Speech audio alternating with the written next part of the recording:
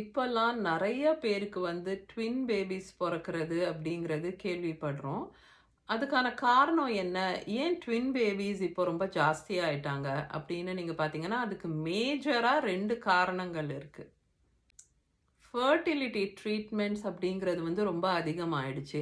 So hormones அதெல்லாம் use பண்ணி fertility ட்ரீட்மெண்ட்ல இருக்கக்கூடியவங்களுக்கு வந்து ஹைப்பர் ஓவியுலேஷன் அப்படிங்கிறது நடக்கும். விச் மீன்ஸ் யூசுவலா நம்பளுக்கு ஒரு மந்த்தும் ஒரு எக் ரிலீஸ் ஆகுது இல்லையா? அந்த மாதிரி இல்லாம மோர் தென் 1 எக் ரிலீஸ் ஆவுது.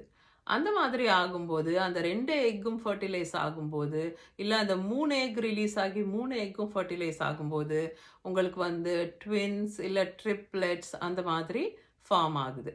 ஸோ அது ஒரு மேஜர் ரீசன். 2வது மோஸ்ட் காமன் ரீசன் என்னன்னா, எல்லாருமே வந்து குழந்தை பெத்துக்கிறது அப்படிங்கிறத வந்து தள்ளி போடுற மாதிரி ஒரு ஸ்டேஜ்ல இருக்காங்க. ஸோ ரொம்ப காமனா கரியர் ரீசன்ஸ்க்காக அண்ட் செட்டில் ஆயிட்டு கல்யாணம் பண்ணலாம். அப்புறம் கல்யாணம் பண்ணிட்ட அப்புறமும் கொஞ்சம் வருஷம் கழிச்சு குழந்தை பெத்துக்கலாம். ஒருத்தர் புரிஞ்சுக்கலாம் அப்படின்னு ஃபார் வேரியஸ் ரீசன்ஸ் குழந்தை பெத்துக்கிறதுங்கிறது வந்து கொஞ்சம் தள்ளி போடப்படுது.